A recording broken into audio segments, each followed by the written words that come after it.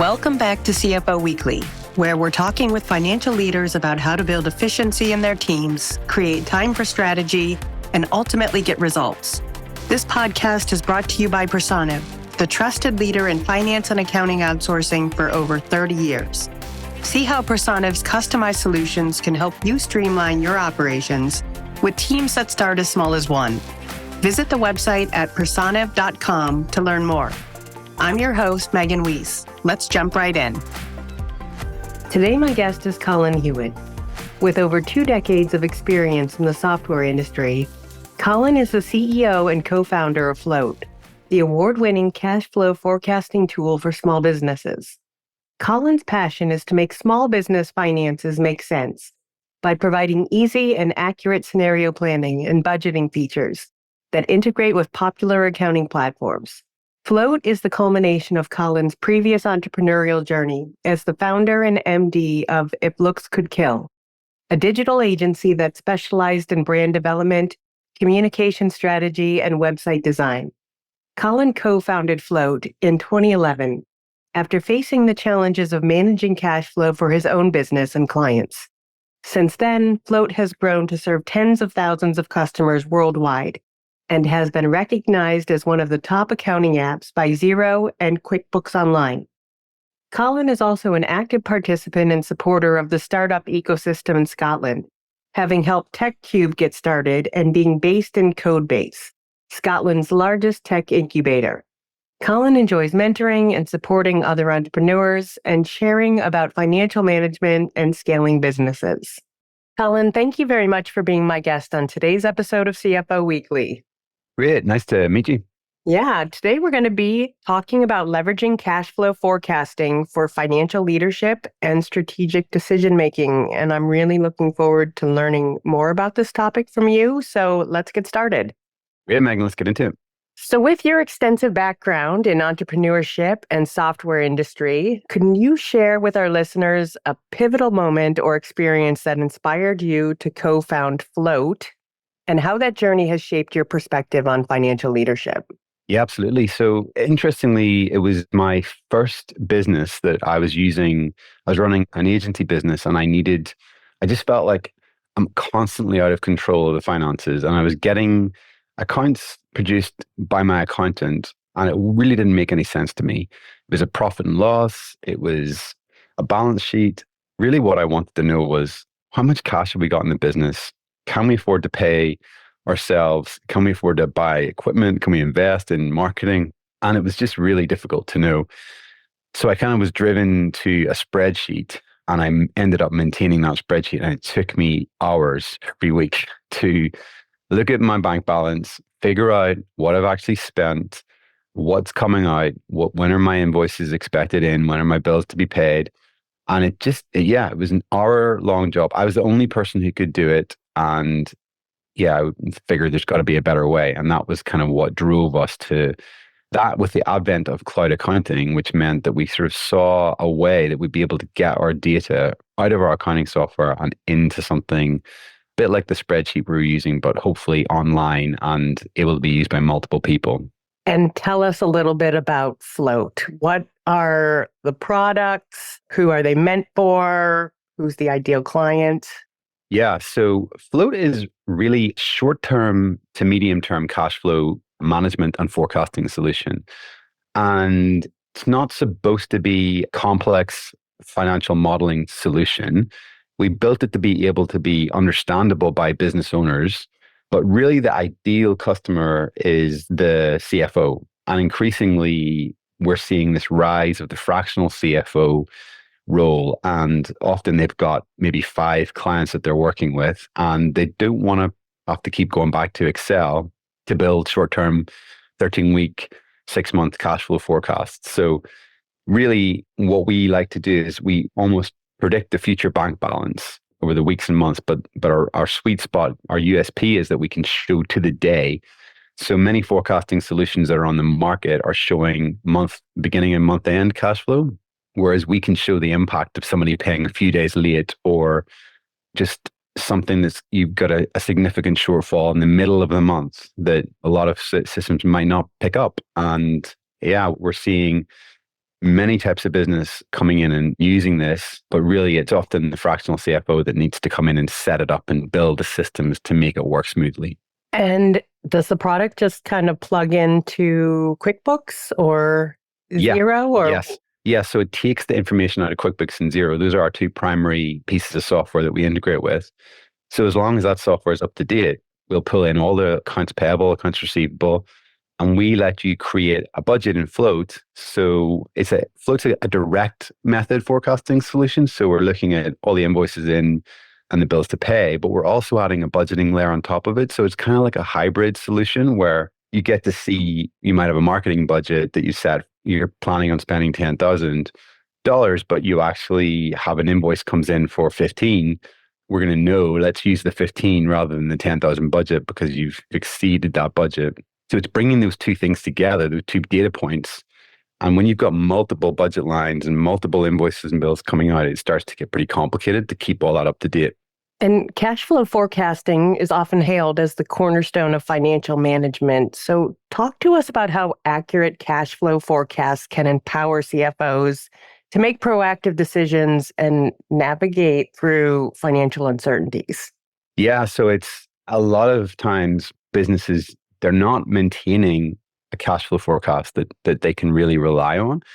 So they might have, if they've done a model at the beginning of the year or the beginning of the quarter, things change every day in a business. And so having something that has that consistency of it's immediately up to date based on anything that hits your accounting software, it gives another layer of visibility into what's going on in the accounts. And many times business owners would say to me, I'm not looking at my QuickBooks or my Xero account, but I will look at a cash flow forecast like Float.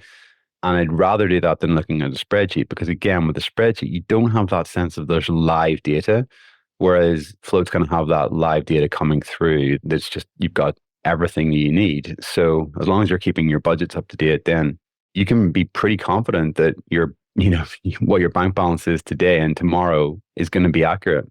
And as the CEO and co-founder of Float, you've obviously witnessed firsthand the transformative power of cash flow forecasting for small businesses. So can you share with us a specific success story or maybe a case study where accurate cash flow forecasting played a pivotal role in driving strategic decision-making? We speak to so many businesses. I probably can't give a real life story from one of those, but we do hear from so many people like these types of stories where people say, I literally expected that I thought that we'd paid that bill. And when I looked at our cash flow, it hadn't been paid. So the money that was in our bank was actually not the real money that we were sitting on. That just happens so many times. Or there's a tax transaction that has been set up by somebody who knows it's due to come out and the business owner hadn't been factoring it in and gone out and taken money out of the business or invested in something that was putting them, going to put them into a deficit position. So there's just so many anecdotes like that where business owners literally say, I can sleep better at night because I've got all the data. And yeah, it's being able to make payroll. It's being able to, the good stories are just that confidence in being able to spend money as well. Like for small businesses, so many of them are scared. Like recently, somebody was saying to me, a business owner saying, we're a 2 million turnover business. I'm looking at the bank account. We've got 100,000 in the bank one day and then 5,000 the next. When's that going to stop? And it's like, well, it's very easy to predict that when you just model out all your costs because that's just the way cash flows in the business. But they hadn't kind of got to that realization. They were holding on to money because they never knew what was theirs to spend and what wasn't. And when you put it all down in a system, it's really easy to see how much cash you actually have, free cash to spend. And that can be really empowering for businesses. They're maybe sitting on too much cash. And there some businesses say to us, oh, I don't need a cash flow, I've got lots of cash, but they're actually not investing as much as they could be because they're holding on too much of a safety buffer. I wonder what percentage of small businesses fail simply because they don't have control of their cash flow. They just don't know what's there to spend and what's already been spent. And it's not due to their product, but more because they just didn't have control of cash. Yeah. Well, there's a study that says 82% of business cite cash flow as the main thing. 82%. But I'm skeptical of that number because I think sometimes businesses cash flow is there's other things that are going on that Yeah. maybe they didn't have the margins that they needed or they didn't, but cash flow certainly is kind of the early bellwether sign that something's going on. And I do think that many businesses just build the model and then look at it and go, something's not right here. This is why spend the next year just going through the same cycle of 100K in and 100K out. And when do we get to the point where we really need to fix our margin or our payment cycles or something that's going to give us the leverage we need to grow this business or something that's just going to give us that peace of mind to make this less stressful every month? I think it's really great just to have that insight. And looking at a spreadsheet that hasn't been updated in 3 months is just not going to give you that insight. And in today's fast-paced business landscape, agility and adaptability are obviously crucial for survival. So how do you see CFOs leveraging cash flow forecasting tools to anticipate and respond to sudden changes in market conditions? Yeah, I think the big thing that we've added into Float recently is scenario planning. So a cash flow is just one snapshot of one view of how things could happen. And really, when it becomes powerful, is being able to say, well, let's just model out this scenario. Like, what happens if 10% of our clients go bust? Or what happens if our major client can't pay us for the next 90 days? And you can see those things very quickly when you start building scenarios. And that's one of the things that's really difficult to do in a spreadsheet.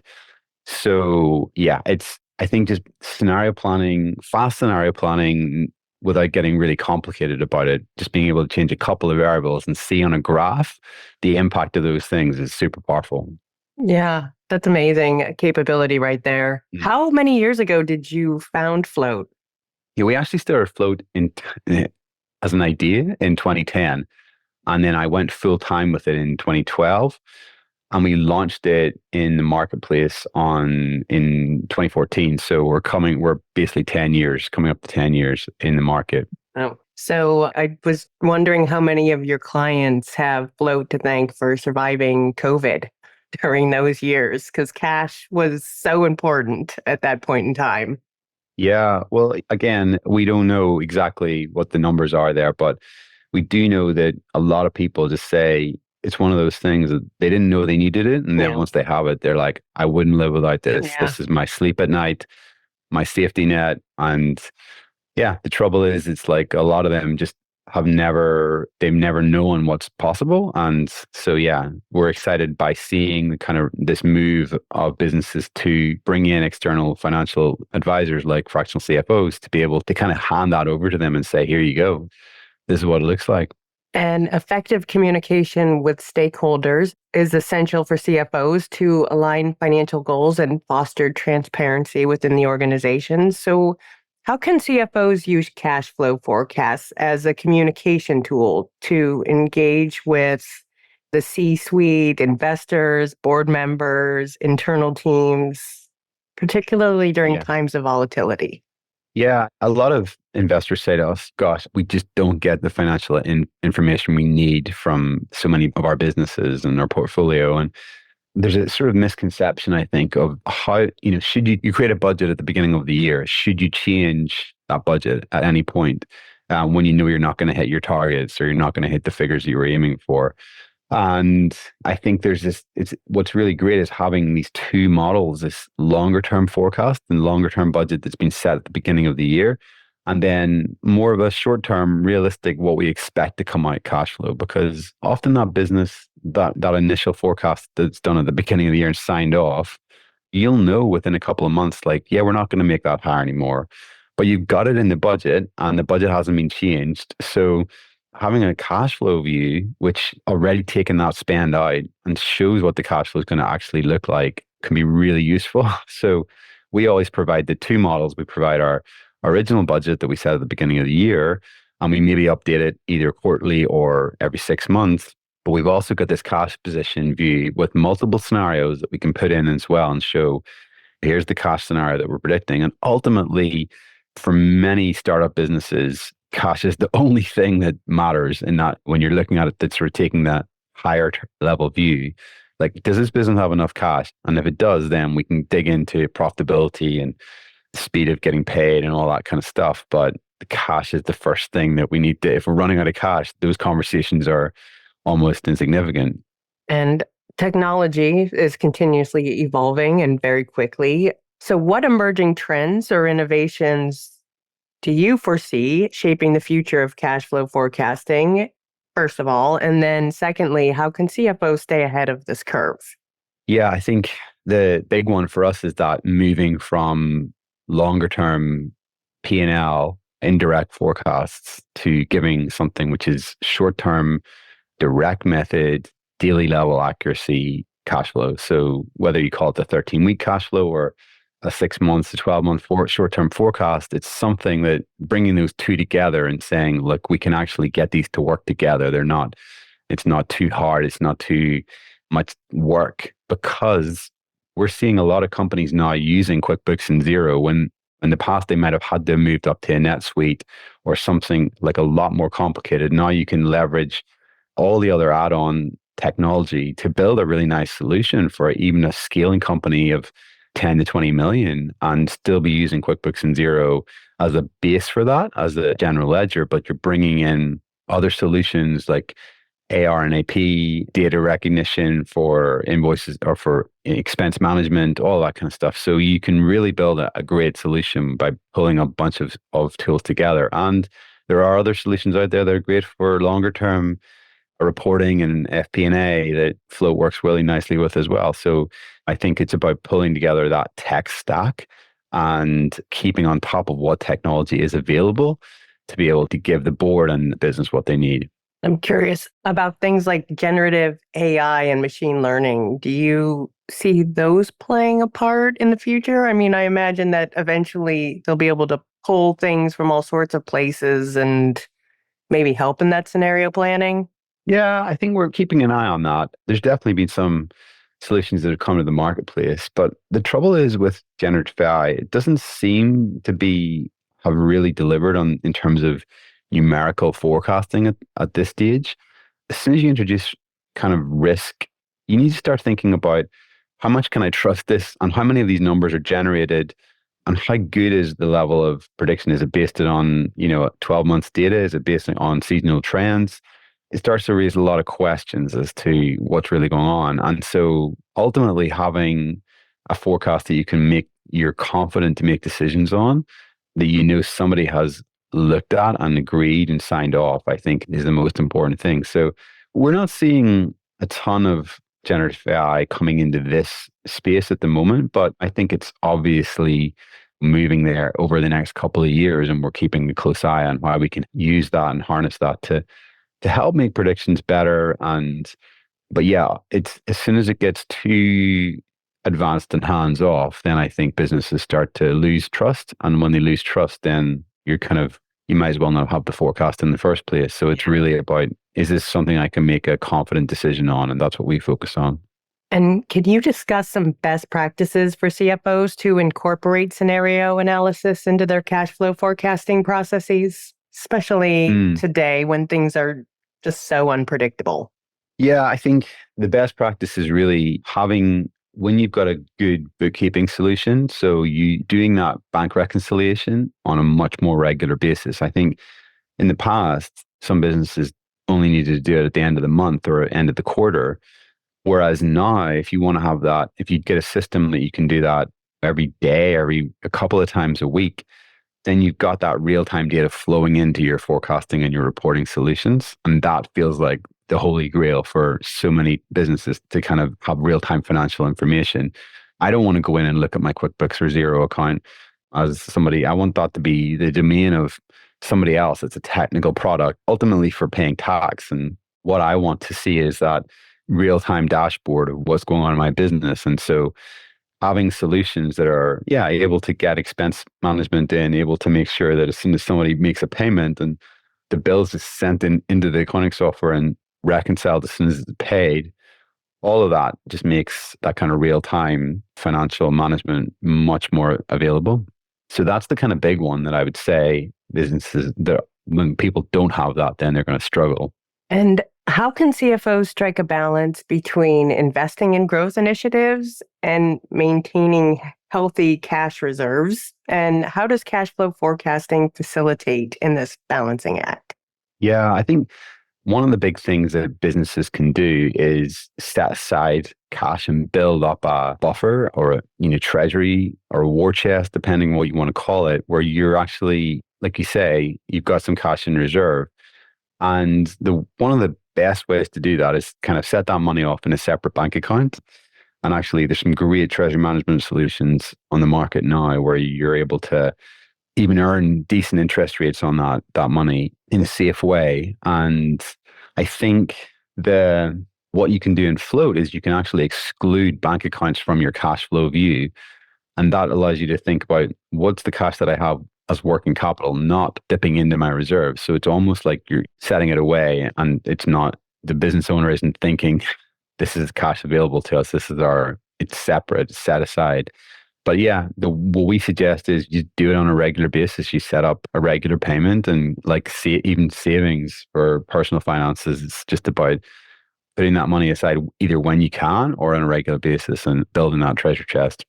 And Float has been recognized as one of the top accounting apps by industry leaders. So talk to us about what sets Float apart from other cash flow forecasting tools. You might have already touched on it a bit, but in more detail. Yeah, I think the thing for us is it's about the short term. It's about that daily level in between month. There's some great solutions on the market.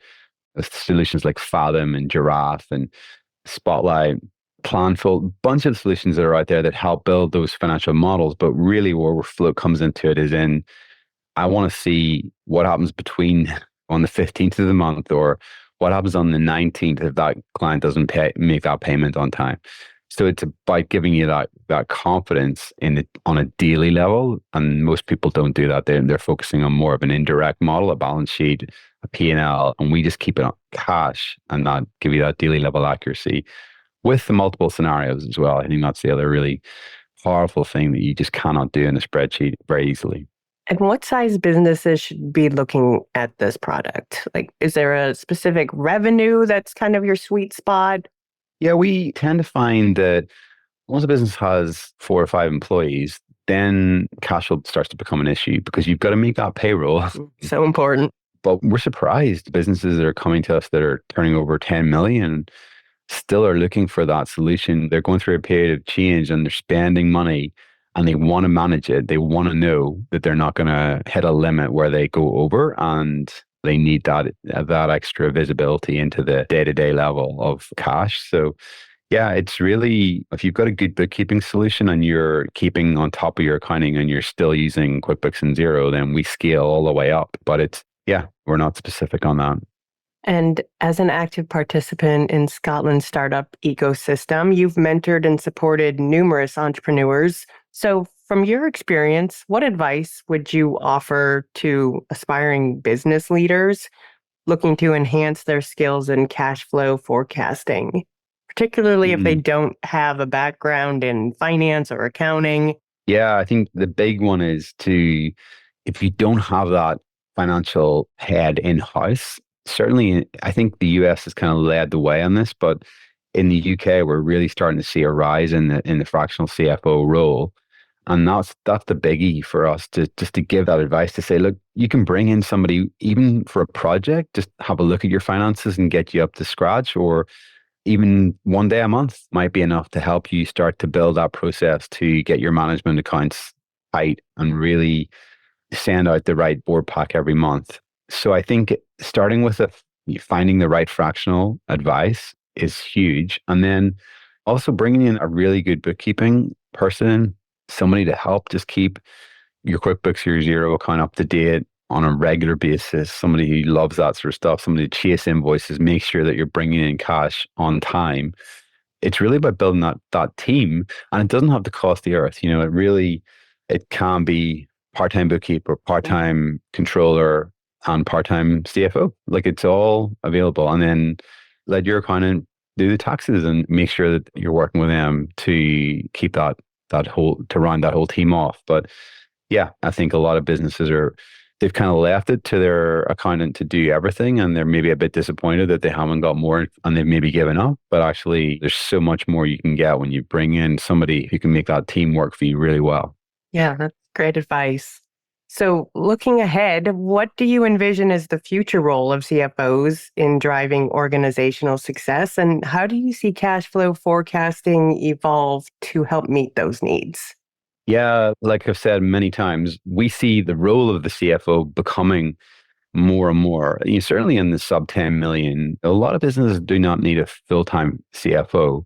And I think from the CFO point of view as well, they can enjoy working for multiple clients.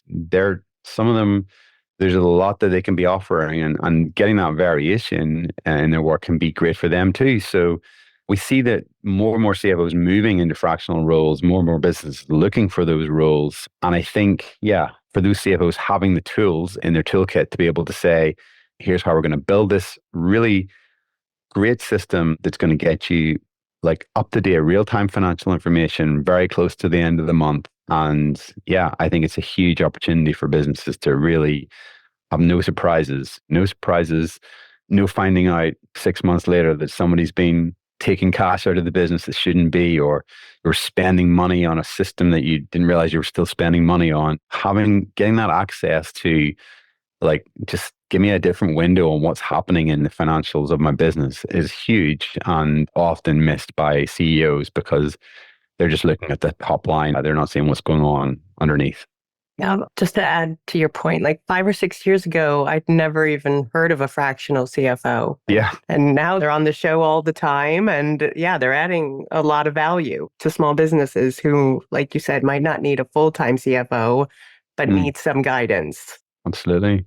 So last question, but what is it that keeps you up at night as you look out into the future? Is there anything you're concerned about, or for either for Float or for your clients? Yeah, I mean, I'm optimistic actually about the future. I feel like we've come out of a pretty dark couple of years through COVID and this shift to remote working and the war, and we're maybe not out of the woods from all that, but I'm optimistic that the world is becoming a better place, and I'm optimistic about some of the stuff that people are talking about in terms of moving into a better mental health state, and businesses are realizing that it's not all about growth at all costs. It's not all about doubling every year. It could be, I can see what I need to do for this business to generate what it needs to generate for me, and we can have a good quality of life at that. So even seeing some businesses decide to downsize or reduce because they're happy. And so I'm optimistic, and probably the thing that keeps me awake at night is worrying about, am I getting enough sleep? I think I've started tracking it on one of these devices that I'm wearing, and it kind of gamifies it, but it also makes me think about, if I'm lying awake at night, I need to hurry up and get to sleep so that I'm not tanking my sleep score. Yeah, that usually has the opposite effect. When you want to hurry up and get to sleep, you just lie there staring at the ceiling. Yeah. Colin, thank you so much for being my guest today. Thanks so much, Megan. Yeah, really good to talk to you. Yeah, I really enjoyed speaking with you, and thanks for taking the time to be here with us today to share your experience. And I wish you and Float all the best. Sounds like you're both doing some really amazing things. Thank you. And to all of our listeners, please tune in next week. And until then, take care. You've been listening to CFO Weekly, presented by Personiv. Please subscribe wherever you get your podcasts to hear all of our episodes. Want to learn more? Check out personiv.com. Thanks for listening.